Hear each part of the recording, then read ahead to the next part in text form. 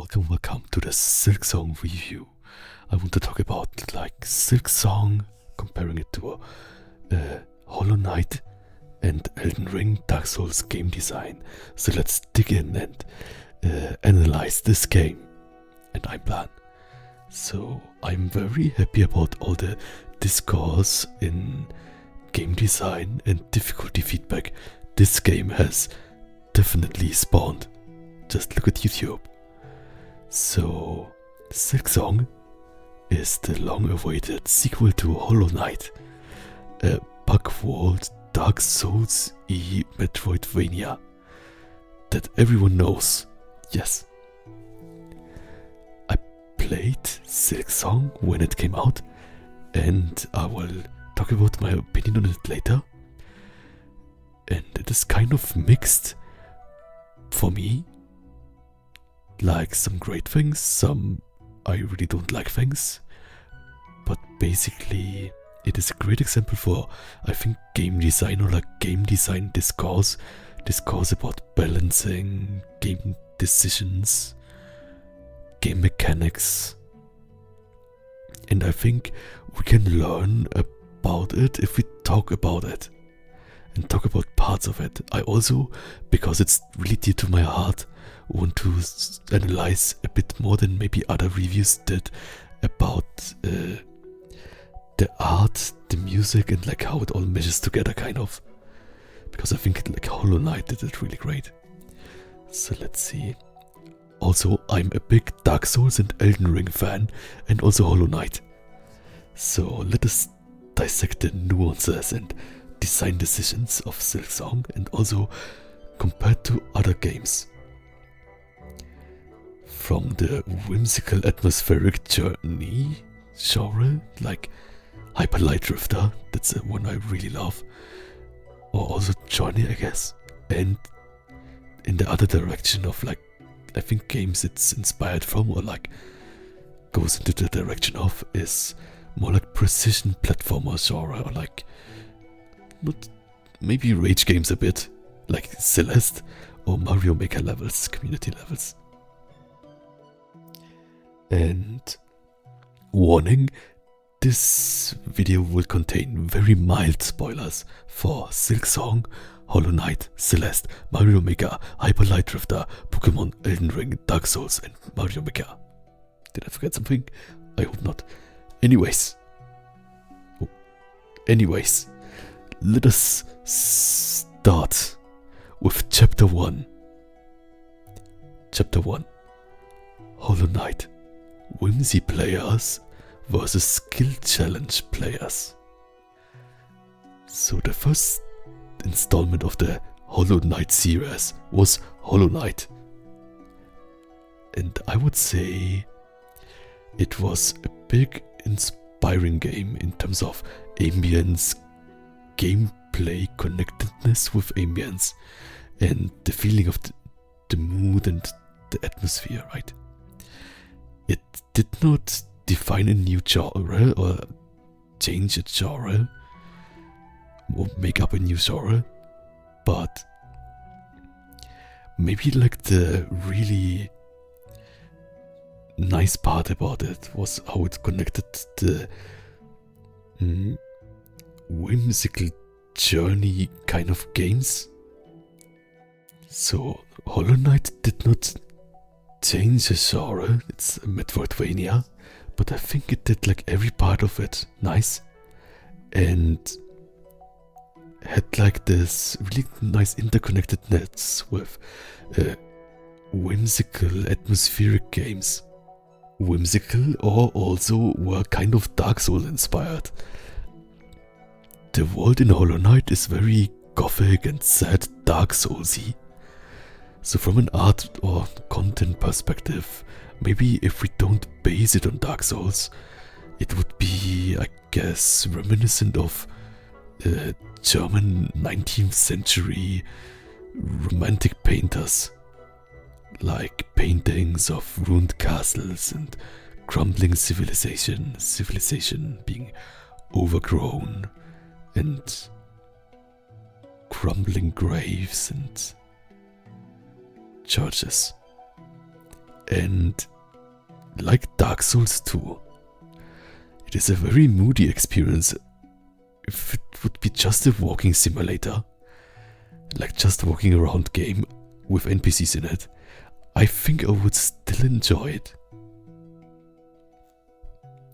And it would feel good. So for me, as someone who loves moody kind of, I guess, artsy, atmospheric games, that was like the biggest draw for me, next to the frame-by-frame animated character designs that are also really cool. And yeah, this is what made me fall in love with Hollow Knight. Other games in the category of whimsical, atmospheric, enjoying the right games, I would count Journey as like a purely moody, atmospheric game. Then Hyper Light Drifter, which is extremely atmospheric. I think like it's like one of my favorite ever games. Basically like big inspiration. And yeah, I think the art and the art and the music, it like goes so well together. And it also has quite relatively difficult combat though, so it's not totally just a moody game, Hyper Light Drifter. And for me, I think the more difficult, maybe you could say a bit clunky combat, but like more difficult combat was for me not a problem, because I think like the bosses took for me like 20 minutes or 30 or something, so it was like a challenge, and it was not the focus of being a challenge, but it was totally fine for me for the experience. It like did not like shake me out of the experience that the bosses took a bit. They did not take that long, so this is one I really liked. And another moody game, of course, it's well known as Shadow of the Colossus, right? Which has relatively easy combat, I would say, but very impactful combat, right? So I think Shadow of the Colossus is like, I really like that the scope or like the goal of the game seems to be like evoking the emotion, right? It seems to be like just like the gameplay is narrative kind of, and it's not like, there's also like a boss rush mode, but I never felt like pressured to show off my skill or something when I made a boss. It was more like a puzzle boss kind of. So I really like that vibe. So Shadow of the Colossus is one of my favorite games too. And yeah, all of these games, maybe especially Hyper Light Drift and Shadow of the Colossus, I guess Journey too, also have this big connected theme of lost, crumbling civilizations that have seen better days, just like Hollow Knight. And I guess also Silksong. The same can be said about Dark Souls and Elden Ring. So it's all really like this gothic, like 19th century German Renaissance painters of like medieval crumbling monasteries and stuff. Of course, Dark Souls is the Dark Souls of Dark Souls, and it's also known for its difficult combat, right? But the more I think about it, the more I maybe would categorize Dark Souls and Elden Ring also as kind of for Whimsy players. I mean, definitely, maybe not, because it has difficult combat, right? But, and like an unforgiving world, but if you remove the combat, it would be very moody, atmospheric walking simulator. And if we don't remove the combat, but just look at the gameplay, I think there are a lot of areas where you've played Dark Souls or Elden Ring where there's a lot of just atmosphere introspection, right? You sit at a bonfire, or you like walk through a forest or something, and you don't always fight bosses at like 100% locked in. There are definitely parts of Dark Souls, right? Like this, how was it called? Not Undead Village, I'm not sure. I cannot remember. Blight Town was it called, I think. But there are like definitely other parts of the game where you can kind of like just enjoy the vista, kind of, the landscape, and it feels really introspective, like one of those moody games, right? And yeah, these moments are very impactful for me. And Dark Souls, Hyper Light Drifter, and Hollow Knight had a lot of them.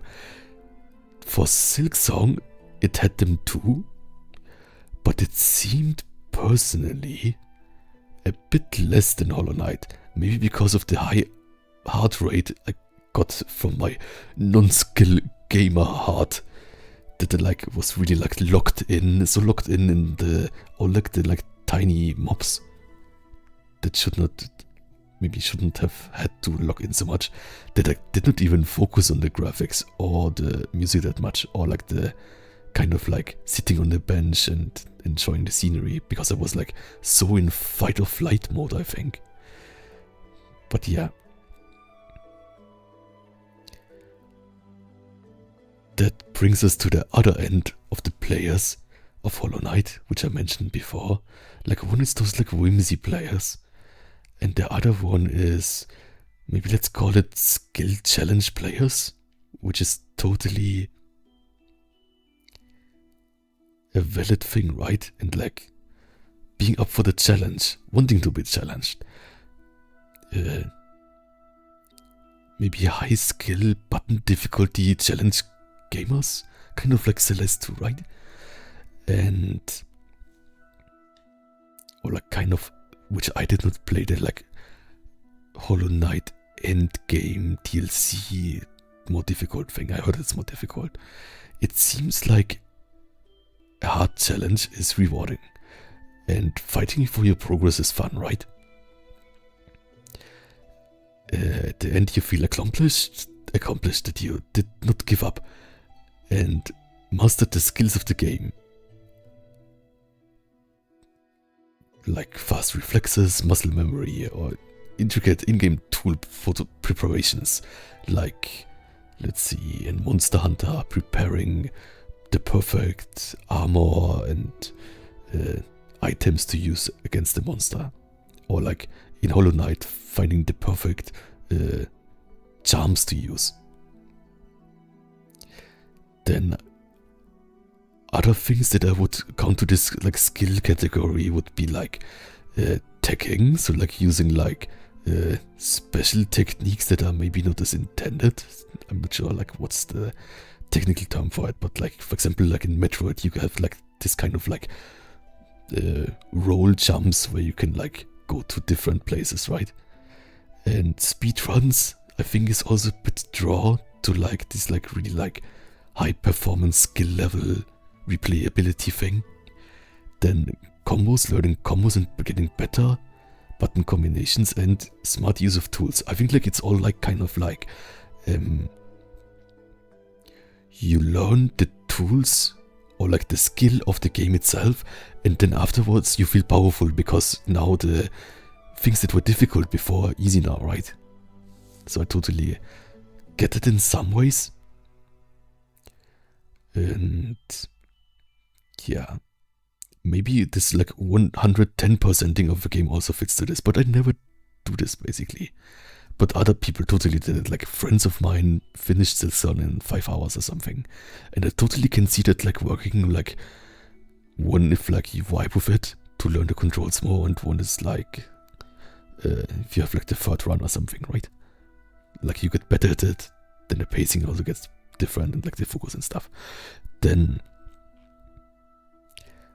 Hollow Knight fits into this category with the more Dark Soulsy bosses, right, than other Metroidvania probably. And yeah, I heard the endgame bosses, the DLC bosses, were even harder, but I did not try them, did not get to them. Yeah, of course the combat is different between Hollow Knight and Dark Souls. Dark Souls, I would say, the combat, so that's what a draw for me is for Dark Souls, right? The combat is relatively slow compared to other games, I would say. And it's focused more on rolling and positioning. I guess Monster Hunter, I also love that the combat is really slow. Relatively slow. And I guess with the 2D Hollow Knight and Silksong, it automatically, also with having the enemies be like a kind of like collision hit. Like if you collide with the enemy, you get damage. It kind of feels more like bullet hell fights, and bullet hell games I'm so bad at, right?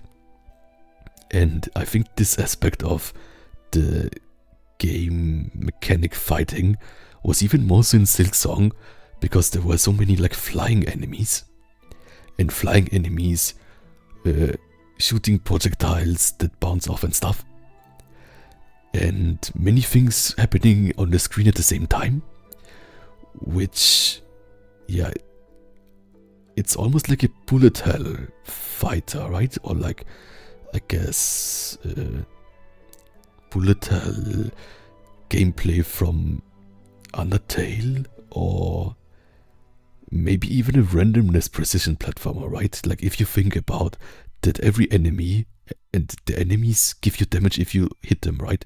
If you like walk into them or jump into them in Silksong and Hollow Knight. So if you would think about it that way, and the projectiles also give you damage, then it's kind of, from the gameplay, a bit like a randomness precision platformer or bullet hell kind of game, which already a bit gets out of my comfort zone, or like out of something that I really enjoy, right? It's also like, I think like in many games, flying enemies are hated, right? Even in Elden Ring, right? Like the flying birds or something. So I think adding many flying enemies at the same time is not a fun time. Yeah, but it's also fine, like if you enjoy it or really enjoy building the skill for working against it, that's also totally fine, right? Let's see. I remember when I played Celeste, which is like infamously known as difficult precision platformer, right? So I think the only two things I knew about precision, about Celeste, were that it was kind of like a hard game, and that this was kind of like cute art style, right? Oh, also trans pride, yes. Maybe this is also why I played it. Yeah, Celeste. So like Celeste I played on stream, and I played Celeste on stream, and it was known as a precision platformer, right? Which is not really the genre I play. I played also like horror games this year, and like all kinds of like different genres, visual novels that I normally don't really play. So that was really fun, and it's great to expand my horizon, right? And I played Celeste until the third level, like until I finished the third level, but it really got like too tedious for me, I think, and I then activated some in-game accessibility options, because I think I would probably have dropped it after the third level, because it's really not my kind of game loop, with like really having like to have really correct button inputs and like kind of like mind muscle connection. And yeah, then I activated the like in-game accessibility options, right? Because otherwise I would have dropped it. And yeah, this is when I noticed that like precision platformer, I will probably not play games that are called that. And someone on stream was like, it's totally like not a bad thing. It was probably like a younger person, I'm not sure, but he was totally infuriated by me like cheating, right? It was like, you are cheating, you are stealing that I finished it without cheating, something like that. And yeah, I felt that like, he felt like really like attacked with me, like cheating for my win or something. But it's like basically like win completion, it doesn't mean anything, right? And I think it also doesn't take away from people who don't cheat or take accessibility options, right? I think this is also a part where people in Silksong, where there's like a big like online talk about it, where like some people want easier time or like easier game modes, and other people can play it difficult, right? But then for the people who play it difficult, I think most people also find that there would be easier options, right?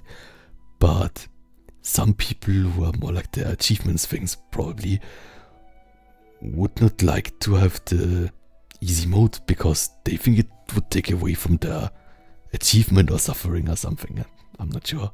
And it's also like, I think the developers also said like they don't want to have easy modes, so the players more like look in different directions what they could upgrade or something.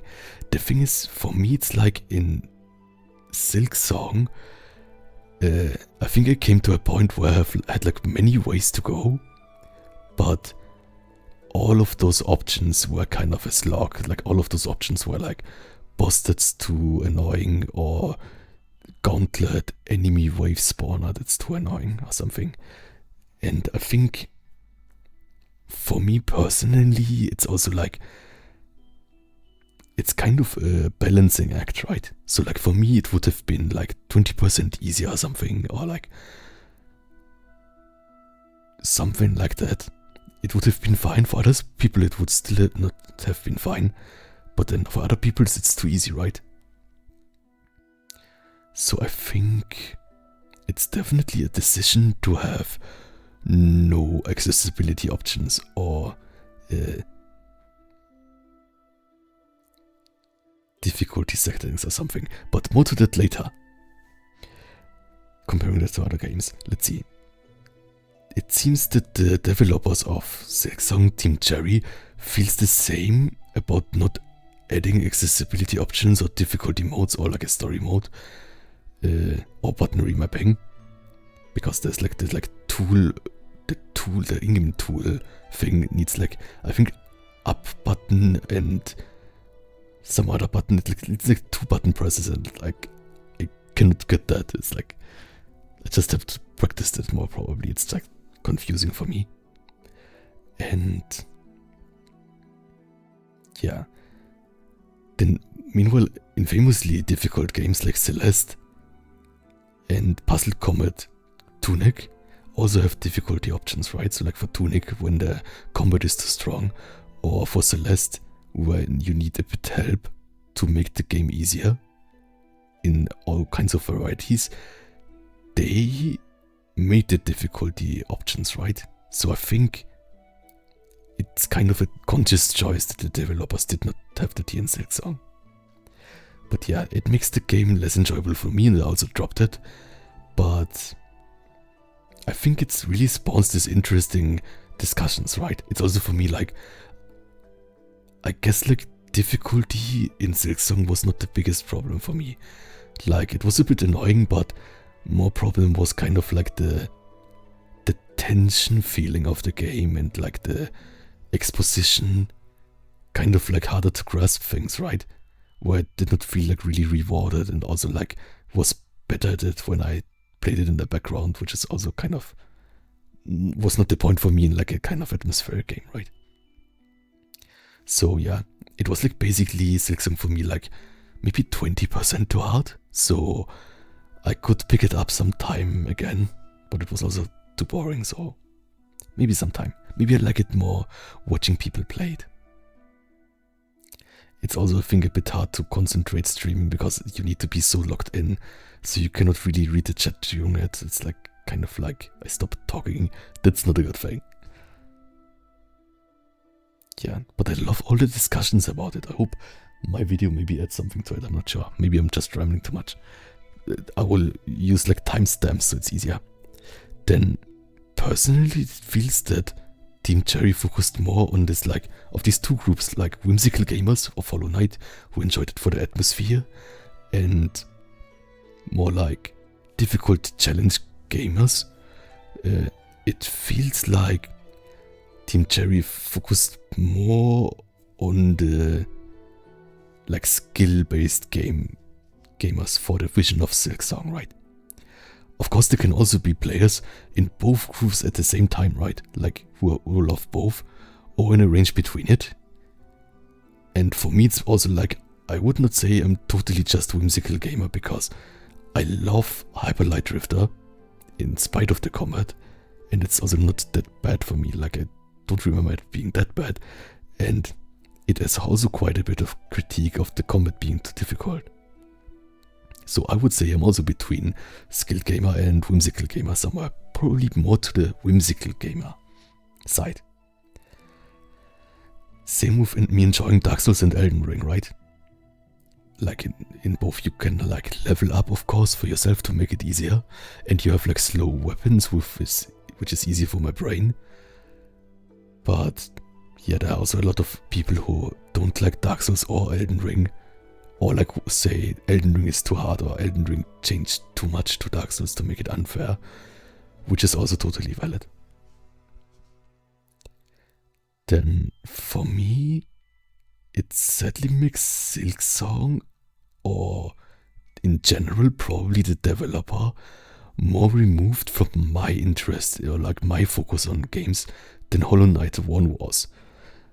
So with like most of the focus being more on the like probably like more skilled, more how can you use all your abilities effectively. And it feels for me that there was less focus on quality on the time of the parts I loved in Hollow Knight.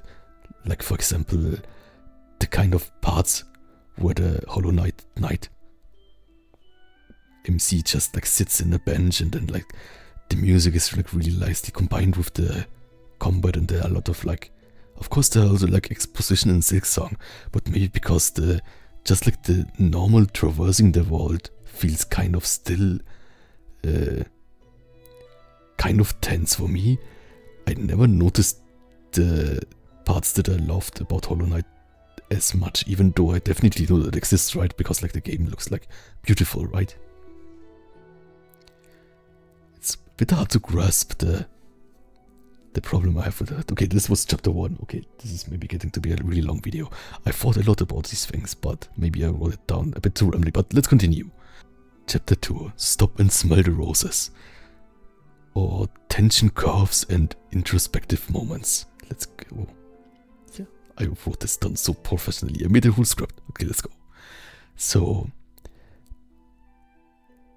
this is maybe a bit of a meta critique about game design, designing the outline and investedness or focus of the player while he plays the game.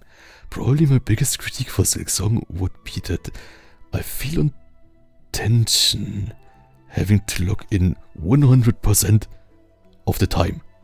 All the time. And it is kind of a nebulous feeling, but I did not have this like locked in mode problems with other games. Maybe in Elden Ring Malenia fight. But then I like had the help of a friend, so like totally like maybe like purists would say that was cheated, but it's totally how I enjoy Elden Ring, right? Play it together, enjoy it, and enjoy when you win it. Take every advantage you can get, right? But other times in Elden Ring, I also had a lot of times to breathe, right? Like walking around in Leonia, for example. And just like exploring a new area, kind of like riding on your horse, being relatively safe. There were also like really locked in moments, but they had a lot of space between, I think. And I think that's kind of a beautiful thing in games, right? Where I'm not even sure if the people are conscious about designing this or not. Yeah, kind of like wandering, relatively low stress enemies, like skeletons where you are not in danger of dying instantly. So I think like in Silksong, what would be a skeleton, which is just a bug, right? He kills you in 2 hits. And maybe in Elden Ring there are also like unfair enemies that kill you really fast, right? But basically when you walk around and there are a few of these like random pilgrims, they are basically not a danger for you. You don't even like get a higher heartbeat from it, right? But if I play Silksong and I see like one enemy, I can get kind of, how can you say it? A bit, am I in danger? But yeah. I think about this is a great feature of Dark Souls and Elden Ring, right? That there are like relaxing moments too. And I'm not sure if they're designed intentionally or just randomly happen. And in Hollow Knight, I think it was done really well too. Maybe that was just an automatic outcome of the enemies not being that strong compared to you, compared to Silksong. And maybe also because you're able to heal easier, right? For health, there's also a discussion, right? In the first part of Silksong, if you get hit with one hit, you're one hit away from dying, right? From the enemies, if they make like 2 hits. And in Hollow Knight, you can die too, but you can heal easier, I think, if I remember it right. And the problem in Silksong, you need to hit the enemy to charge to heal. So like you cannot like heal 3 times at the start without hitting the enemy. Meanwhile, in Dark Souls, you can totally zip like 3 Estus Flask healing items in a row at the start, right? You like maybe in Elden Ring you could say like the enemy is more punishing and they have like a weird AI where they punish you, send you healing, wanting to heal, but you can run away to have space and then heal 3 times, right? And you also can have like 10 Estus Flasks. Maybe the part of constant tension and on off time and no off time.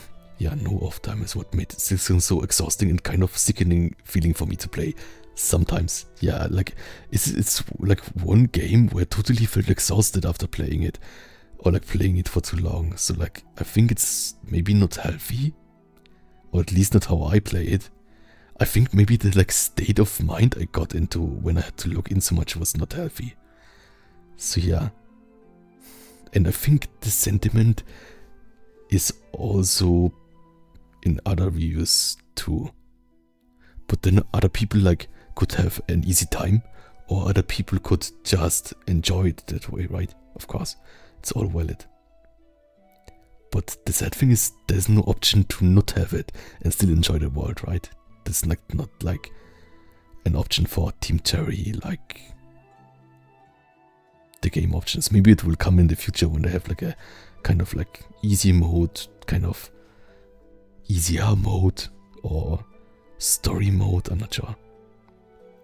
My personal solution, right, that's maybe a bit funny. My personal solution without using mods to totally log in was to play Silksong only in the background while watching cooking videos on YouTube, which I think really helped me to log in. Like it takes the edge of all the encounters and flying enemies and like frustration and makes me just rely on muscle memory, right? So I think it's basically a cheat if you are bad at Silksong or having a tough time with a boss. You can focus on a video, focus on cooking. Does this, can you pan fry bread this video? And then it was easier for me. It was totally easier for me to like not be like unfocused on this game. But the problem for me is like now I found like a way how to totally be a master at the game, right? And I think not like breezed, but like it took still some time, but like I think I beat like 3 or 4 bosses in Act 2 that way. Was it Act 2 or Act 1? Basically both, like Act 1 and Act 2 bosses. And I noticed this is like the way I can win, right? This is how I can be a pro gamer. I can be a pro gamer. I can be good at Silksong. I just have to play it in the background and meanwhile watch a video about cooking and then forget about the game. The thing is, I think having Silksong just in the background with someone talking over it or with other music playing so I can concentrate on the game and get better, it destroys all the atmosphere and moodiness of the game, right? So basically, to help myself against struggling, I made the game into a total precision platformer idle game and removed all the moody and whimsical parts of it, right? Which is not really what I looked forward in playing the game. So yeah. And also, for me, the tension in the game was so high at all times, or like at most times. Maybe it was also a balancing issue of the sound, but I could not notice the music or backgrounds mostly. Maybe the backgrounds were more like blurred, but I would have to be so locked in that I focus on like one enemy, right? I focus on one enemy or like multiple enemies, but it felt kind of, I have so focused so much, I even lose the field of vision and don't even don't get in the whole screen kind of. The same feeling like this exists for me but in an even worse way, right? Like in Silksong it wasn't that bad, like I had to really log in, but I could still play the game and like I could progress, right? It was just not worth it, but like I could progress. The thing is, there is like a genre of QuickTime event story games, right? Like Detroit Become Human. And I'm so bad. I should probably stream Detroit Become Human sometime. I'm so bad with these kind of games that, like, much worse than Silksong is I don't even notice what is happening in the game, or I can't look at the whole stream. I'm just totally staring down. I'm staring down where the QuickTime button pop-up will appear, right? And then I don't even notice what the characters are saying. I'm just waiting for it to appear. And then, because I'm staring so intently on the screen, I'm just waiting for like the next triangle or circle to appear, and then it's like, then it appears, and I instantly have to click something, and then I click a triangle, and wait a second, it was a circle that I would have clicked, and the character is dying. So like basically, it's a game with QuickTime events where choices in like a multiple choice kind of game tree story are depending on if you can react to it or not. So basically, Detroit Become Human, for me, I lost it almost every of the QuickTime events. And that means that I did not have multiple choices, right? I always had automatically the choice that is the condition when your QuickTime event fails. So I could not even play the game, like the game of like deciding on your own. I could not do that. It was always the like your character is dying, your character is like too slow for something. So that basically destroys the game. Not like Silksong where it's like I can still play it, but for QuickTime event games it destroys it. Which is, on the other hand, I think makes the game maybe even more fun, because it's like really cheesy, like if you have a movie where everything bad happens, right? Okay, back to the tension curve.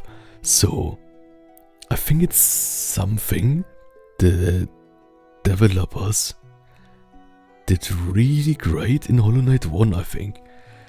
I'm not sure why it was so bad for me in Silksong, but of course different players feel it differently, right? Some players may be bored by softer tension curves, like always having kind of breathing moments and not much high stakes, you almost die. And maybe they will get fired up by having fun with constant high tension curve stimulation, right? Like, for example, I guess Mario Maker levels, or Hollow Knight, or also Celeste is perfect for it, right? And other players it may also be like a difficulty thing, right? Like maybe other players, the same difficulty setting, which is for me high tension curve all the way through, is for other players low tension curve all the way through. And that can be like that they're just good at those games, or like have played some games like that before, or maybe like the third playthrough when I would play Silksong for the third time, it definitely would get easier, right? Like I can kind of see it with like friends having a playthrough that's like 5 hours. So you definitely get better at the game. It's also like compared, different people get better, right? But so like maybe the third playthrough of it would be a more whimsical. You don't get stuck at the fights, so you have a better time kind of enjoying the atmosphere, right? Right, one part was also kind of like a lot going on and like flashing lights. So some people may be more susceptible to that than others. That's also why like bullet hell games are like too visually stimulating for me. Like I totally get nauseous from some of them. So I have the feeling that tension and release and the tension curve of a game contributes to a lot of how good a game feels. So maybe there's some balance in it, right? So I think great games have a great tension curve and release. So good examples for it that I could come up with, where the contrast between tension and release are really great, is one Shadow of the Colossus, where there are like these parts that have like zero tension, exploration, and then intense fights, like not too hard fights, but intense fights. And I think the like zero tension also like really works itself great there with the environment and like the kind of like empty lands. I think it's really great. And for Monster Hunter, maybe even like the older Monster Hunters more, there is a lot of preparing for hunts, gathering resources like gathering herbs and mushrooms, upgrading your armor, and then intense fights, right? And even in the fights with monsters, the monsters get enraged and then it's like an even more high tension than normally in the fight. And then it's again like back to gathering herbs and crafting, right? I think that's in Monster Hunter a really good point about Monster Hunter. Then in Silksong, for my personal tension curve would be too high in many parts of Silksong for me. And what is more impacting than being too high is that it is too constant for me, right? So when you get into a new area, it's like difficult jump puzzle, difficult mobs, and then difficult boss, and then more difficult jump puzzle. So I think this is why probably many people say they feel not rewarded after beating a boss fight, but relieved, because the tension curve of the boss is too high. And relief. I think like people need more relief, kind of. Like totally depends on the player, right? And it's also, of course, depends on the skill level of the player. So someone who mastered the mechanics better, or has better reflexes, or is just better at the games, or more routined with that, will probably all the parts that are high tension for another person are maybe medium tension or low tension for him. So maybe for him it's not that important. And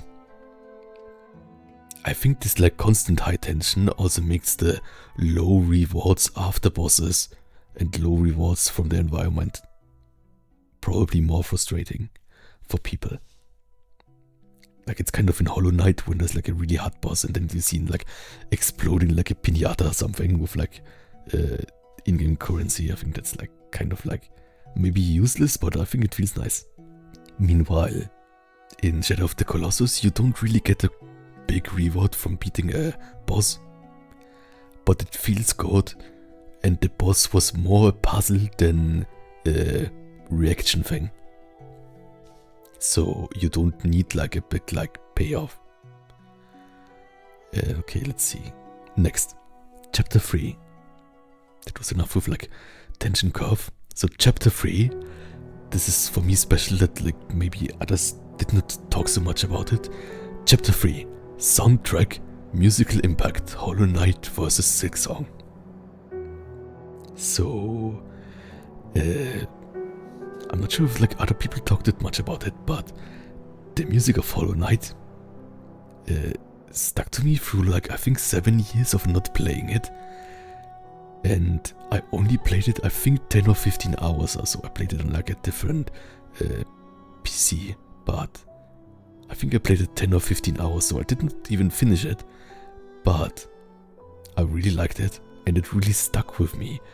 And it was very music that is really like ambient, but also motivically driven. So it has leitmotif, which is like melodies that are connected to a place or a character, and maybe are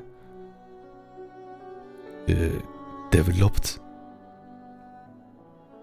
in a different way, in a different setting, and really memorable.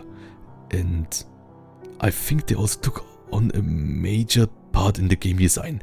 Like maybe the music was louder or like played more. And examples of it are Green Path, City of Tears, and Dirtmouth. And I think Green Path is stuck in my ear always, right? And Dirtmouth too. They're kind of like the same bass melody, but I think they're like really genius, really memorable, fitting to the places, and kind of showing the mood in like one chord or one like melody line. It's really nice. And yeah, in Silksong, of course I didn't finish it, but tendentially more ambient and less memorable somehow. Like entering Green Path or City of Tears is kind of a magical part where the music kind of really sells the scene of this area, and it makes you kind of like just want to take it all in. And it combines really great with the backgrounds and everything. Like City of Tears, the music really fits to the movement of the backgrounds and like the rain stuff, and right. And yeah, I can feel the mood of the whole game of Hollow Knight with the starting chord, starting arpeggio of Dirtmouth. Maybe I should make an own video analyzing some of the pieces in depth, what I really like about those parts. I think maybe like composition analysis, music theory, video game music theory thing. Maybe if someone is interested in that. Not sure if this may be boring. But yeah, maybe this really long video is also boring. But I love talking about. I think like this is one of the things I'm really happy that I tried Silksong, right? That I like kind of put all these thoughts together. So this is basically one thing that I'm really happy about Silksong, right? That it kind of like gives like the discussion about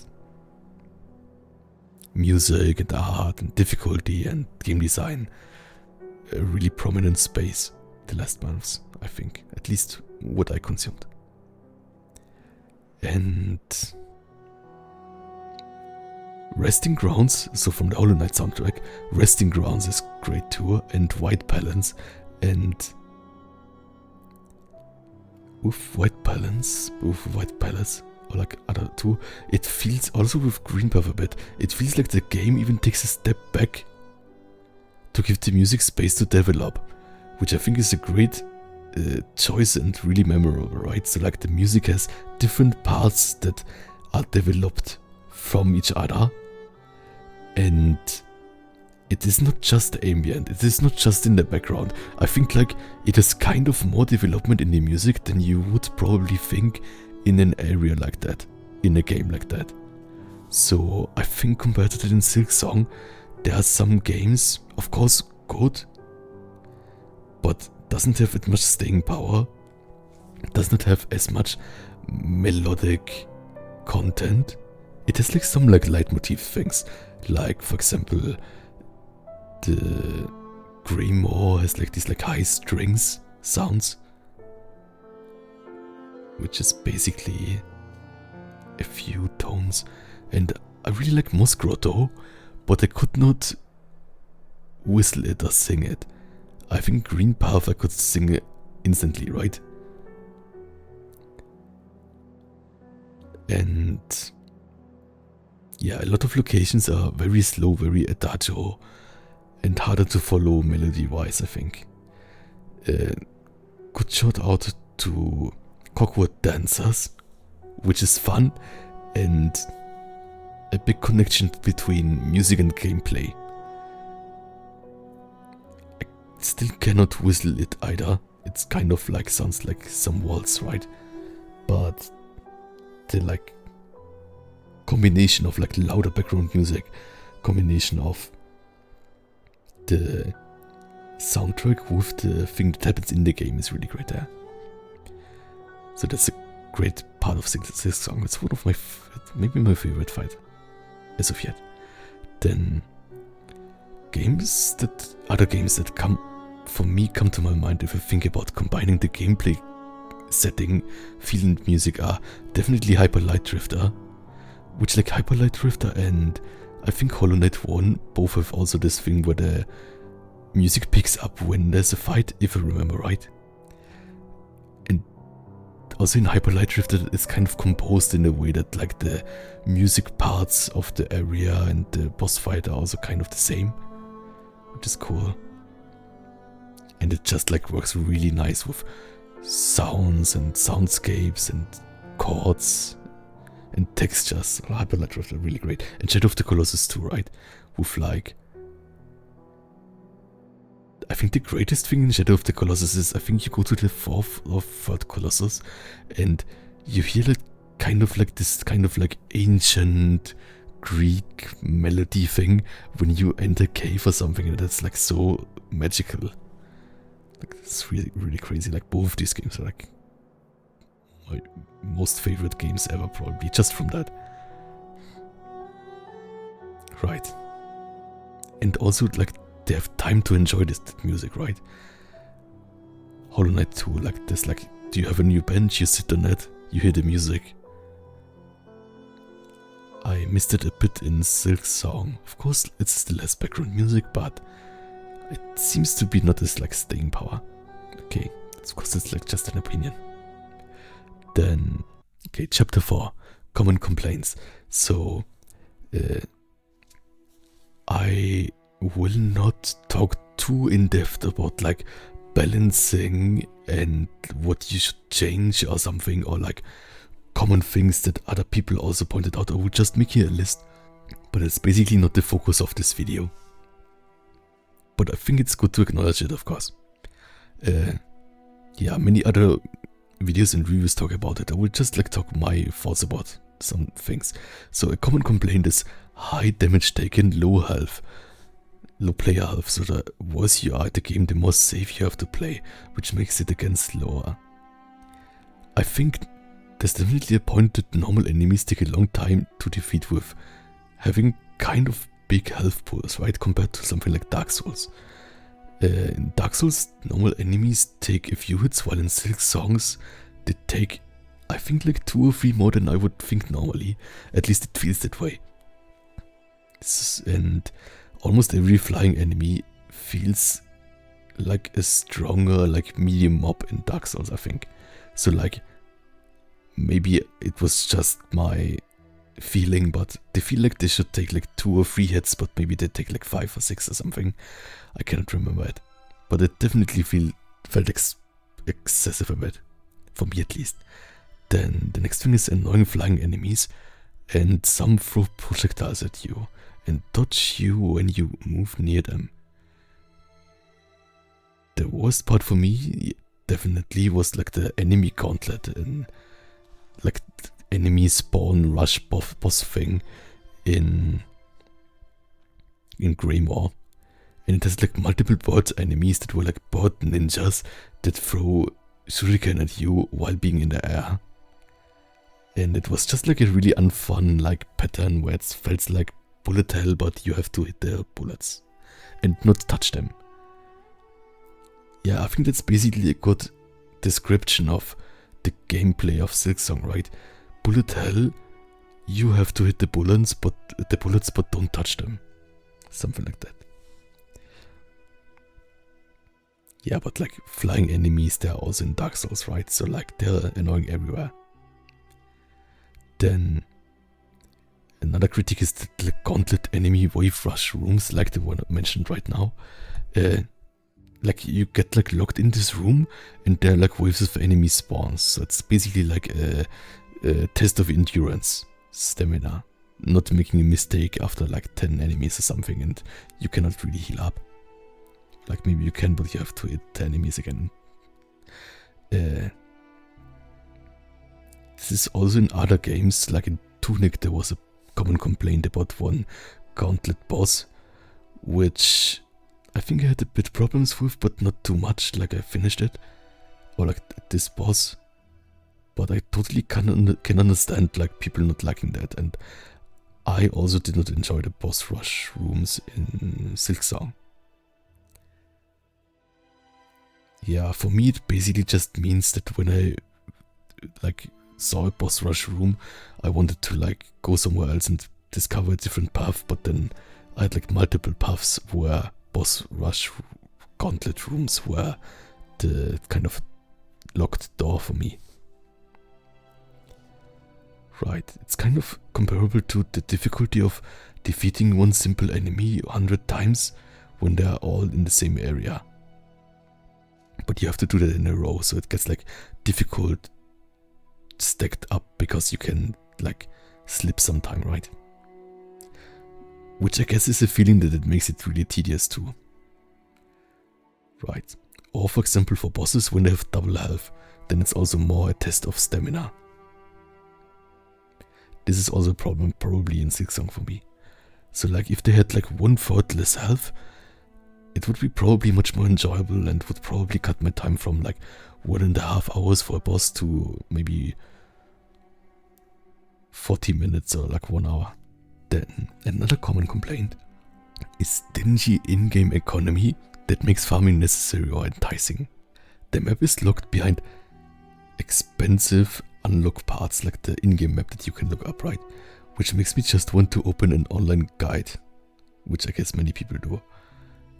All the in-game currency rewards you lose on dying if you die in a spot you cannot get back to. So for example there's like a kind of like jump puzzle and in the end there's like a treasure chest. But if you, like I think it happened once in like the first act or something. I got to the treasure chest, but then I had to go to the jump puzzle back and then I just died at the jump puzzle going back, right? So, and then I tried to retrieve it and died again, so like basically I lost everything and the currency I had before that. And yeah, I think that's like, maybe it's meant as kind of like a fun, it feels like kind of like what I also read in other reviews, that it feels like a haha moment from the developers, right? Same with like this like bench that explodes or something, no, the bench that kills you and the enemy that explodes you when he already died or something. And I think I could totally see like other people thinking this is like fun, kind of like, you got me there, you silly developers.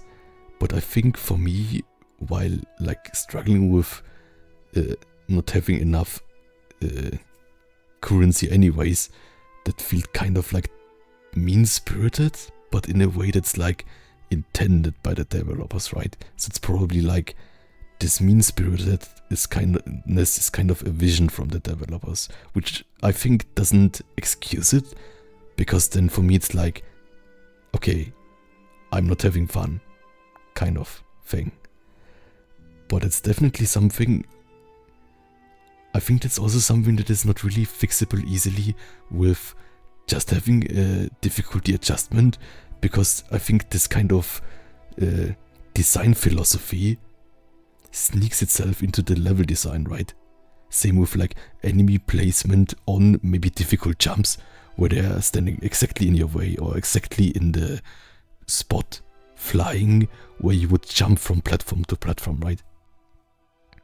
I'm not even sure how to call it. Maybe mean-spirited game design, or maybe haha got you there game design, or also maybe Mario Maker haha got you there game design. Maybe that's, I think I know it much from like Mario Maker levels, right? Where they put like the like kind of flying Koopa exactly where you would jump in a like jump chain to annoy you.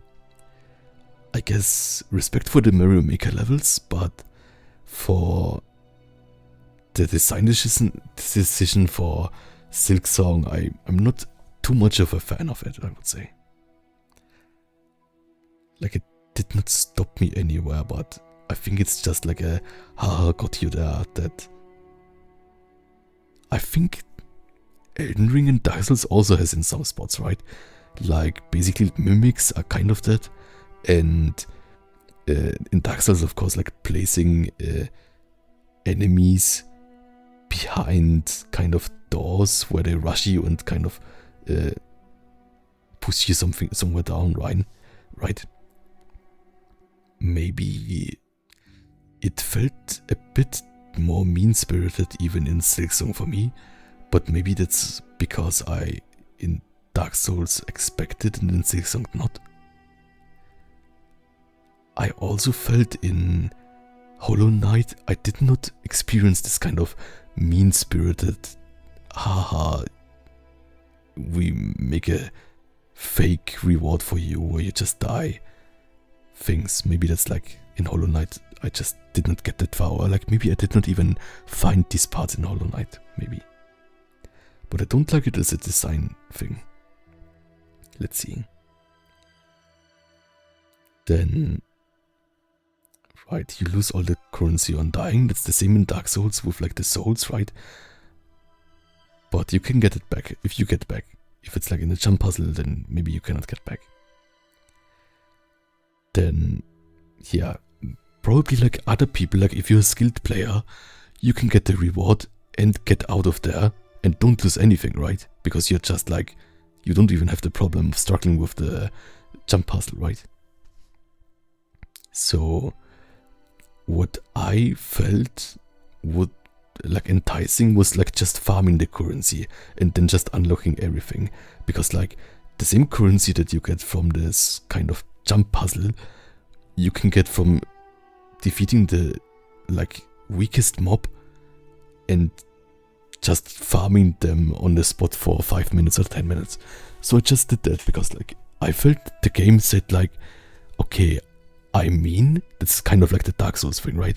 I'm a mean game, so I'm not angry about you using every tool that you have in your bag to make it work, right? And one tool of it is of course like farming, which is boring, but I felt like if I struggle with it, I should find a way where I don't struggle, right? And I don't struggle when I farm. So I think like kind of Silksong encourages farming in that way. At least if you are so bad that you lose all your currency anyways, which is really scarce. Yeah, I think that's really interesting. Then I feel there's a problem somewhere. There's probably somewhere a balance where in-game currency is so easy to get that you don't farm everything, but if you make it too difficult and expensive, people will just farm everything, and then it's again valueless, right? Because like they just farm it, they like just spend 2 hours farming and wasting the time just like in the background, and then the things that you buy that were valuable before are not valuable anymore, right? So if you make the currency too expensive, it gets devalued too. I think that's kind of the feeling that I get from it. I think that's also interesting. Yeah, and I think basically a single player game where farming feels like a relief in that way is kind of annoying. So I think I understand when people criticize that. And yeah, I see that about like the kind of Dark Souls, like take every advantage you get thing. Yeah. In Pokemon it's the same, right? In Pokemon, or like, it's a much easier game of course, right? But there are levels there in Dark Souls too, right? There are leveling spots in Dark Souls, and then boss fights get easier. They're leveling like grasses in Pokemon and leveling against trainers before you get into a gym. And I think that's also kind of balancing. I will talk more about it in a bit. But yeah, for farming in-game currency, I think, yeah, what I thought about it, that basically it's so valuable at the start that I should just farm it, and the rewards I get from exploring of the currency I will lose anyways. So I don't even want to make the jump puzzles that reward me with just currency. And that's a bit bad too, right? Because that means that if I go to the end of a jump puzzle and then I see it's just currency that I could lose anytime anyways, it's kind of a meh feeling, right? It's kind of like, I don't really need it, right? It's like, why could this not be a mask or something for health? But yeah, then there was a critique of tedium, and the critique was that player did not think that the game values the time, and yeah, I can sympathize with that. That's also what farming is, that's also what like high health bars are. That's like not getting better at the game, but just having to perform for a longer time, right? And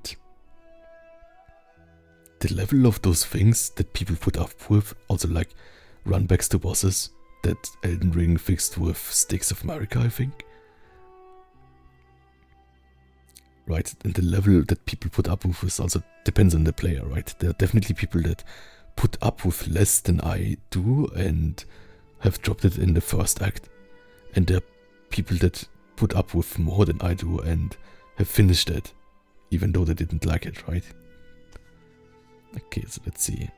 Yeah, my general view would be basically, I think the biggest problem was like all these tiny parts together made it just tedious or not enjoyable or not rewarding or not.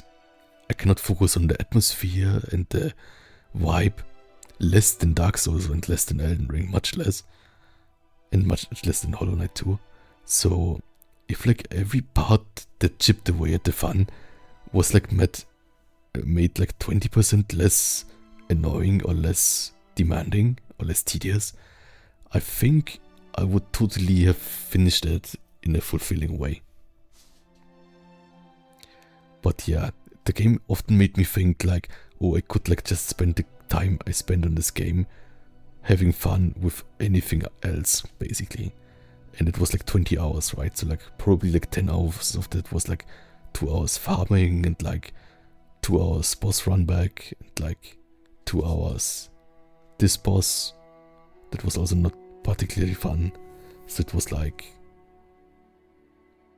more bad time than good time, but it was also good time.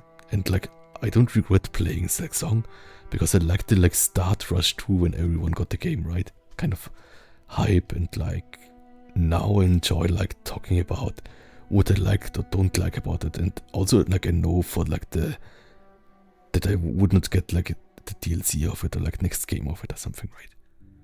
And I think it sparked a lot of discussion, right?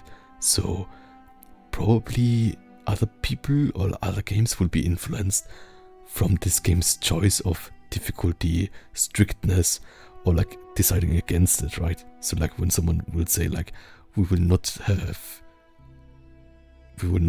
a strict difficulty or not have a strict like non-easy modes, not like Silksong, then I will probably be more interested in the game, which is a good thing.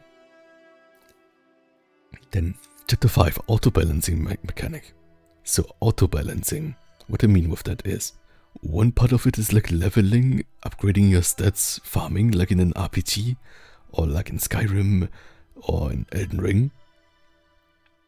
And that makes me think on Pokemon, I think like in Elden Ring, I feel the range of player experiences is actually quite big. What I mean about this is, you could play it difficult with own rules, like don't use any armor, only use the stick sword. Then it's more difficult. Or you can play it like you can use the most strong armor and play it co-op with a friend, where most bosses are much easier because they only focus on one person, so the other person can hit them in the back the whole time. And I really enjoyed it, like the DLC of Dark Souls, Elden Ring, Shadow of the Earth Tree. I played just with friends, and that was really enjoyable. Like just like more casual good time.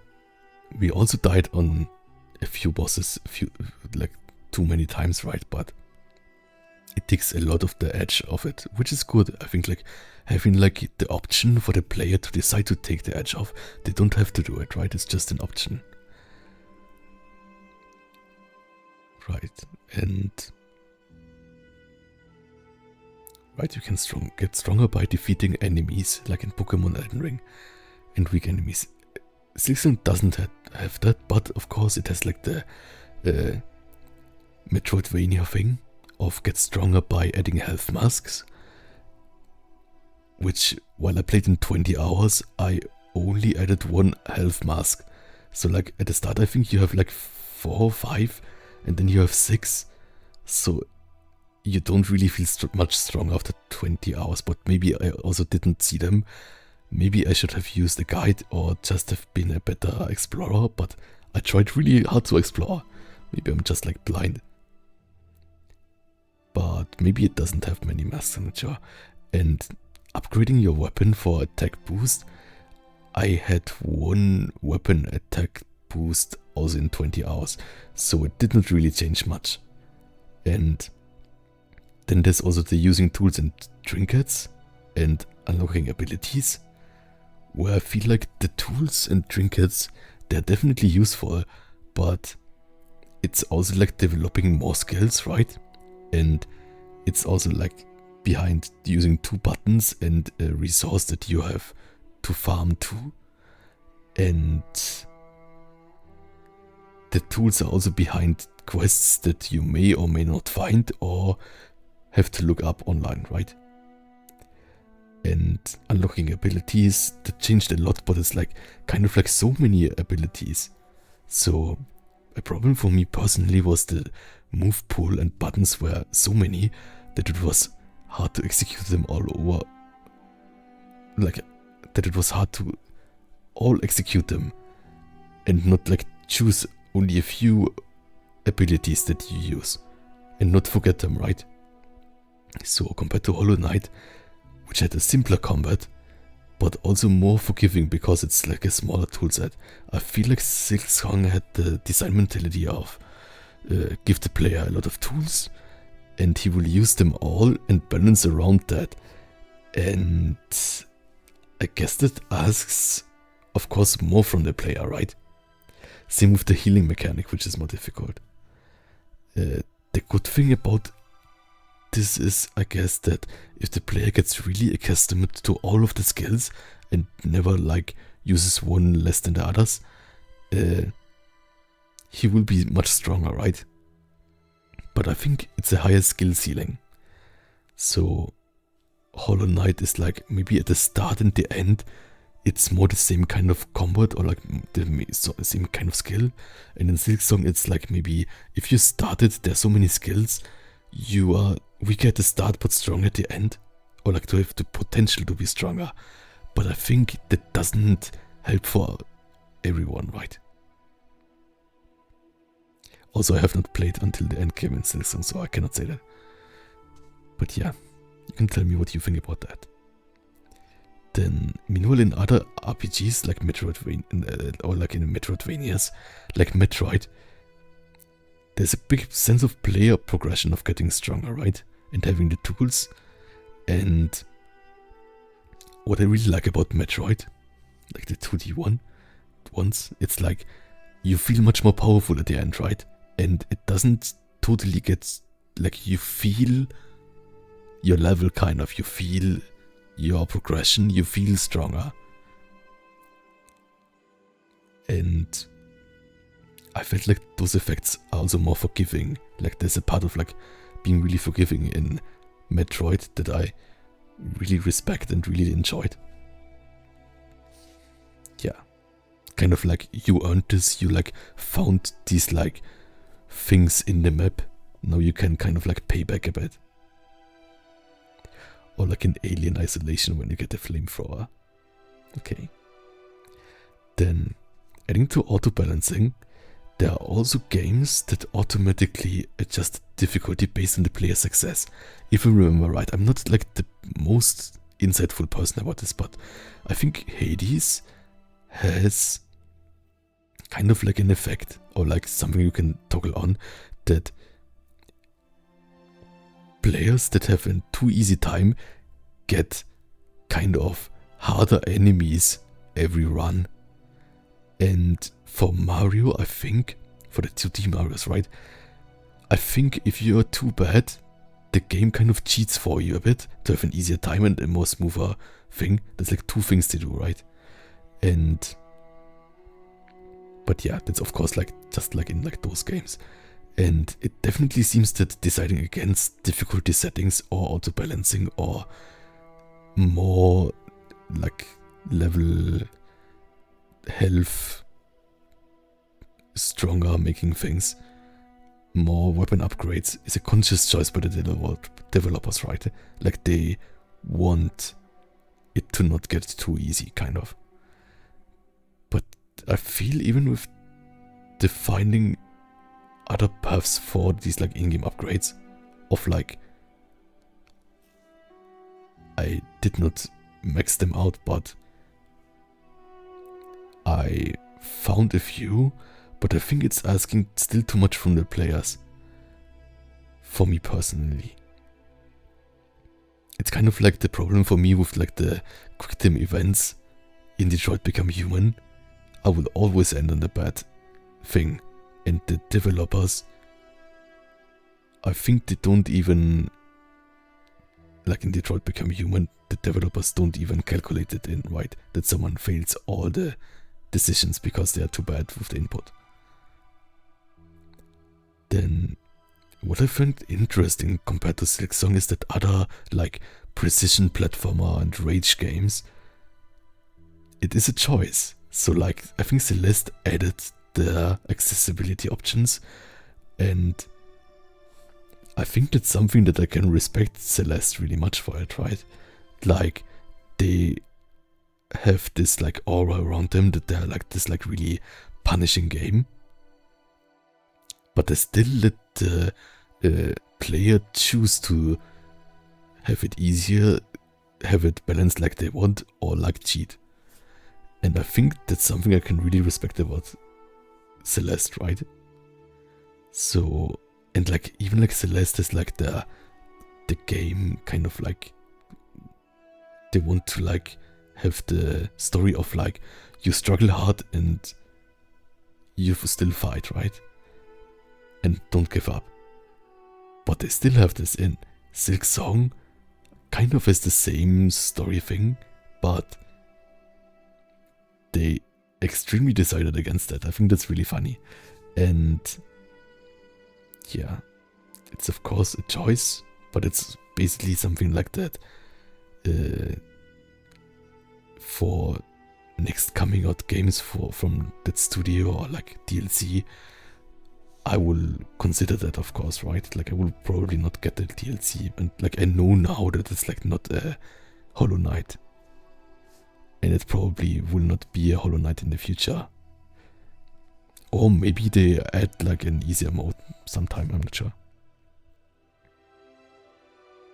Then chapter 6, game input difficulties.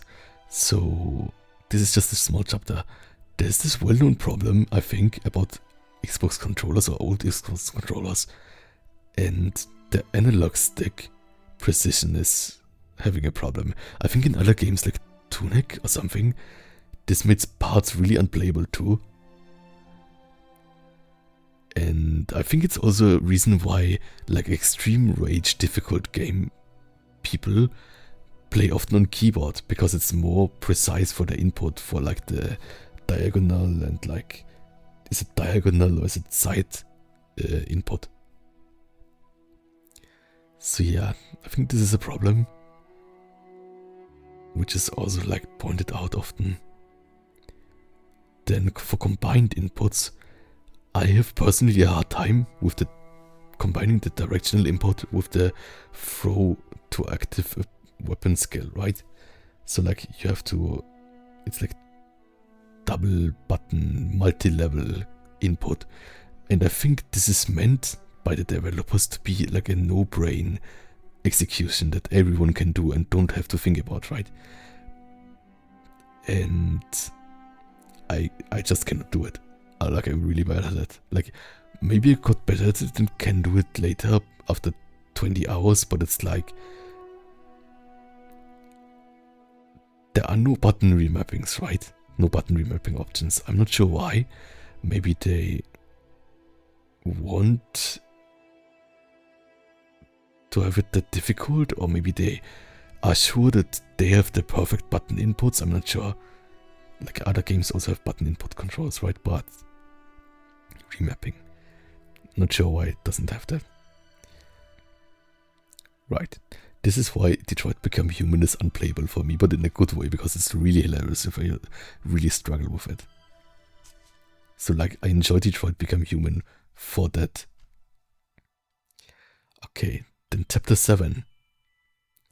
Skill issue. Or how game pacing is set by the skill set of the player.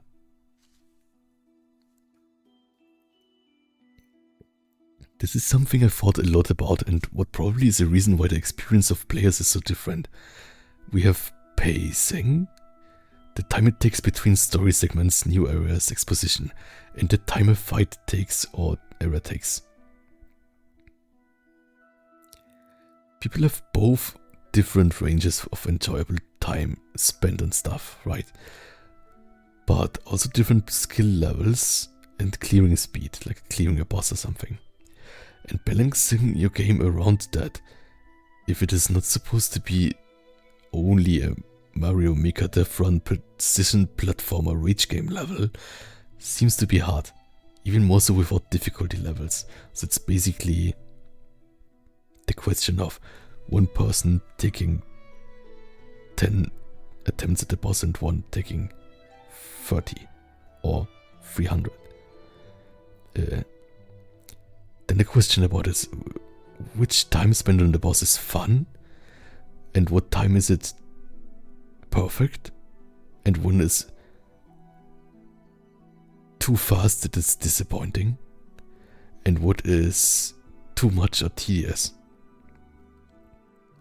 So some people spend on Silksong 3 tries on the boss on the first try, and some spend 10 to 15 tries, and some spend 40 or more, and everything between, of course, right?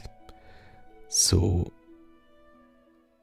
for Sister Splinter, that's a boss, I took, I think, over 1.5 hours, maybe almost 2, more like 1.5, and I beat her by concentrating on cooking shows. Yeah, that's what I mentioned before, right? Like watching a cooking show simultaneously, because it helps me to lock in. It's my secret technique. Don't tell that anyone. Maybe tell that everyone who struggles. That's like makes it easier somehow. So I took like 1.5 hours. The thing is, if I would have taken 30 to 40 minutes and could only play for it, I think I would have enjoyed it more than playing 1.5 hours with in the background and just on cooking show. But it's easier with the cooking show, right? So if I would have locked in while only using the game, maybe I would have used 2 hours or more. Then for other people, if they beat her in 3 tries, they may be disappointed that it was over so soon, right? So that was kind of like, it's that already? I did not even notice the soundtrack because it was killed at first, right? Which was sometimes for me in Elden Ring when playing it co-op with a friend, right? The same thing happens with different areas. It feels like the content is stretched or squeezed depending on the skill of the player, right? So like the exposition, new characters talking, they're the same between both players, between the players who take 20 minutes for a boss and let's see, 2 hours for an area, or the people who take 2 hours for a boss and 30 hours for an area, right? So like, it's kind of a negative feedback loop, stretching the exposition and the content thin for less skilled players who have a harder time.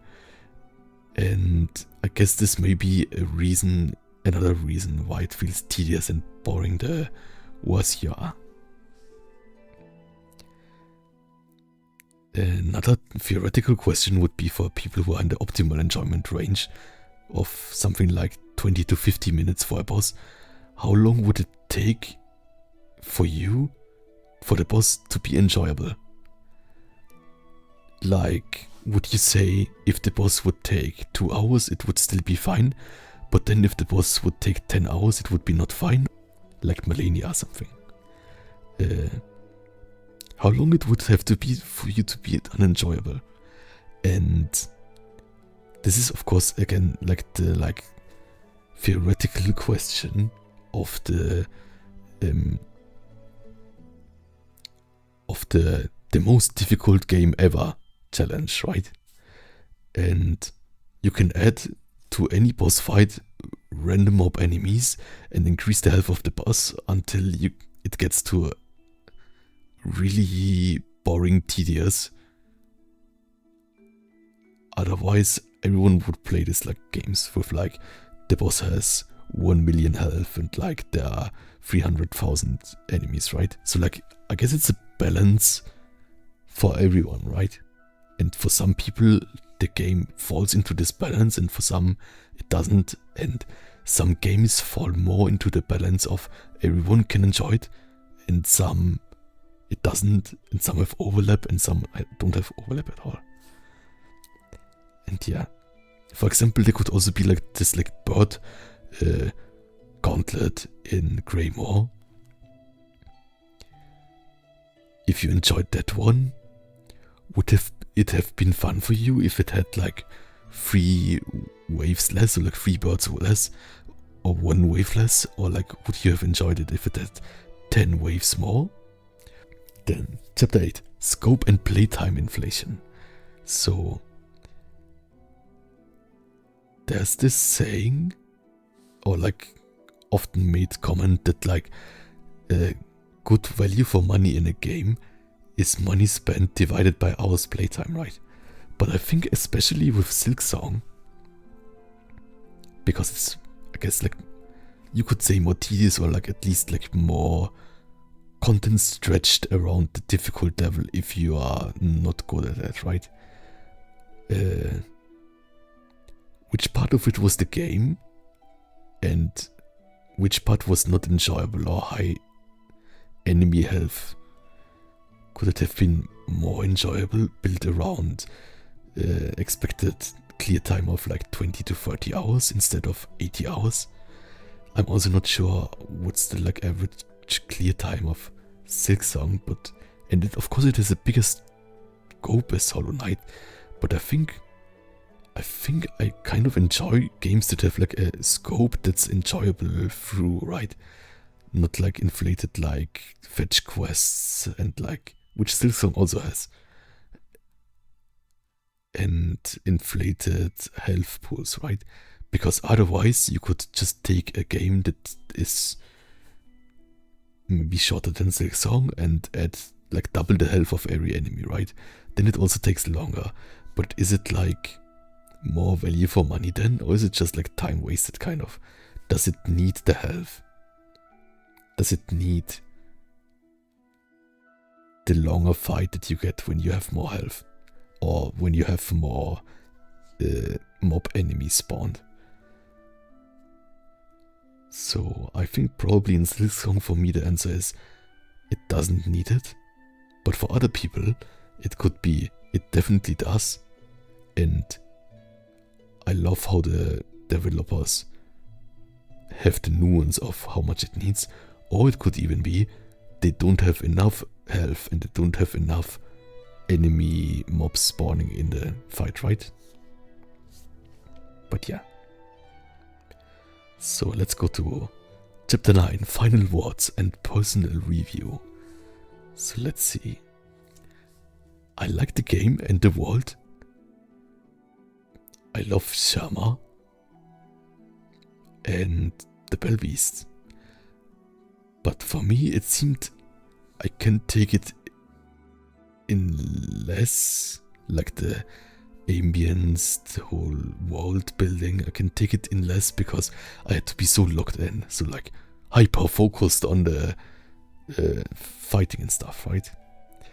I played until somewhere in Act 2 in like 20 hours, so I would say I'm average or a bit less than average skill wise, right? But it's not like that I was totally stuck. So I also stopped where I had multiple ways to progress, so I'm not like locked out between only things that I find annoying, but I guess it didn't really grip me that much. Or it did not feel that rewarding or that interesting to explore further. I guess it also felt a bit tedious. And on the parts where I really had to focus, like bosses, I found out what I talked about, that's like long cooking videos. And focus on cooking videos increased my skill extremely. So I only played it when I watched cooking videos, which took away all the ambience and world building and made a bland, idle skill muscle memory game out of it. Kind of like Celeste. And of course, like Celeste is like, it's really like true to themselves what they want, right? Although the technique of this like cheating by watching cooking videos made it more enjoyable and softened the tedious parts and the annoying flying enemies. It made me realize it felt more like a tedious task than enjoying it. So I stopped somewhere on Mount Fay or something. Maybe we'll pick it up again sometime, but I felt really unaccomplished and mostly happy it was over. Boss took 1.5 hours or 2, but if it was like maybe 20% easier in general everything, I would have probably finished it. And yeah, for me it was like just at the edge of being like a bit too much asking of me and a bit too little rewarding rewards. And I noticed that I don't enjoy multi-mob enemy chaotic movement as a challenge. So I also don't like bullet hell games, so there may be a connection to that, and that like multi-enemies flying, swarming over you or something. I would give the game, let's see, maybe a 6 out of 10, is that good? 6 out of 10? Which I guess like for all the critique I said to it is really good anyways, right? And yeah, mostly for the world building and the art, but so I give it a 6 out of 10, but I would not recommend it because at many times it felt worse than cleaning up my room, which is the gold standard of activity that is enjoyable, because I don't like cleaning up my room. Also, I felt more accomplished when cleaning up my room, because then I had the cleaned up room, right? In Silksong I just had the next room that was difficult. It's kind of like Celeste. Okay. And I would probably play it with mods, but not having inbuilt difficulty, accessibility, whimsy mode made me think Hollow Knight 1 was more built with that kind of gamer in mind that I am. Like I'm like a more whimsical gamer probably. And Dark Souls. So Celeste and Tunic have accessibility options. And for me, Silksong Team Cherry developers deciding actively against it means like they're saying like this game is not for you that much. So I think like for Celeste and Tunic, right, they're like both games that are like not primarily made for me, I think. But they have accessibility options, they have like difficulty options, they have kind of they're kind of graceful to like people from different genres, right? Like I would also not recommend Celeste to everyone. Tunic is maybe some parts are good, some parts are frustrating, but I totally respect Celeste and Tunic for having like those options. And I think I respect Team Cherry for not having the options to have a lot of discussion about it on YouTube, but I would respect them more if they had the options probably. But I like how it kind of spawned like a discussion about game difficulty, game design, level auto-balancing, all these things. So I will be more wary of future releases from that studio probably. And I felt the marketing was also as a sequel to Hollow Knight, like I expected to be a bit more whimsy, atmospheric, and a bit more times of low danger. And at least that was like the appeal for me on Hollow Knight 1 and for many other people too. But of course, you could also argue that it's like a DLC, kind of meant as a DLC first, and the DLC of Hollow Knight was already really like precision platformer like. So in that way you could say it's like they meant it as a kind of step up in difficulty. But I think it's said that like other things like took a backseat for it, right? And yeah, it seems definitely like the developers will more and more drift away into the more like skill tight controls, action packed, 100% of the time locked in focus crowd. And yeah, the constant tension also gave me a bit anxiety and racing heart. So, and for Hollow Knight, it was like the opposite. Like, I think Hollow Knight I kind of played for relaxation in parts. Like, not the bosses, but just like the roaming around. Like, the roaming around in Silksong is definitely not relaxation level. Maybe if you get better at the controls. Then, probably though, if you overcame the difficulty or are good at it at the start, the game feels much more breezy than that, right? Like, I can totally see people having a better time boss rushing it or playing it again after 50 hours of the first run. But it's not what I fell in love with in Hollow Knight. With half the playtime of Silksong now. And it was 7 years ago, but it made a lasting impression. A lasting impression. And it was the impression of a strange little bug creature walking through the world, sitting on a bench and listening to the music. And when I think of both games, I can hear Green Path and City of Tears stuck in my ears. Yes. Thank you so much for watching. And thank you for your support. Over. Plan out. Good night. Okay, I will sing Green Path now. This is like the harp part, and it's like this. Ba ba ba ba ba ba ba ba ba ba ba ba. This was Green Path. I love it so much. Tell me what you think and which other games I should review. I kind of wanted to add a few of my things of the Silksong discourse, and it was like much too long and too rambly, but maybe it's good to fall asleep to it. Yeah, please have a good night.